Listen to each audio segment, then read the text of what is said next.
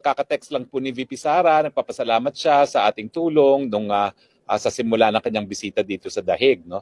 Alam niyo po, bagamat matagal na akong tagahanga ni VP Sara, ito po talaga yung kauna-unang pagkakataon na matagalan naobserbahan ko ng up close si VP Sara. No? Kaya nga i-share ko ngayon sa inyo ang aking mga obserbasyon. No? At ang title nga natin is VP Sara, Superwoman. Well, mukha pong superwoman si VP Sara, no?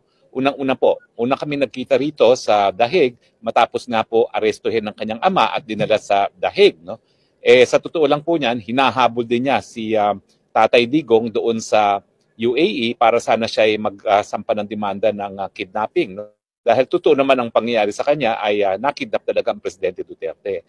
Ang inaasahan ni VP Sara kapag siya ay naghahain ng kaso ng kidnapping, madidelay yung pagdala kay Tatay Digong sa Dahig. No? Pero nabigo po siya kasi she arrived an hour later, nakalipad na yung private jet ni Tatay Digong, no? Na inupahan ng ating gobyerno. No? So halos sabay po kami dumating dito, siguro nauna lang siya by a few hours. No? Siya po yung dumating sa mas maagang flight ng Emirates, ako yung pangalawang flight ng Emirates nung araw na yon. At the same day mismo, kami po yung nagkita na. No?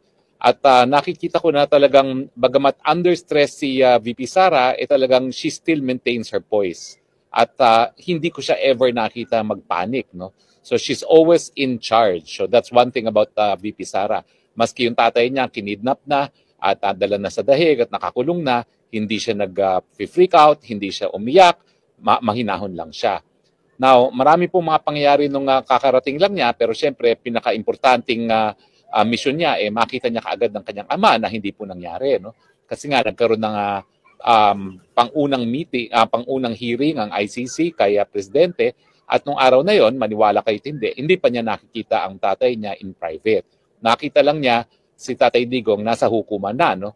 At again, inoobserbahan ko siya dahil nabigo siyang makita si Tatay Digong even 2 days prior to the hearing. Kasi nandito na siya nung weekend prior to the hearing, pero hindi niya nakita dahil nga nagkakaroon daw ng medical check-up. No?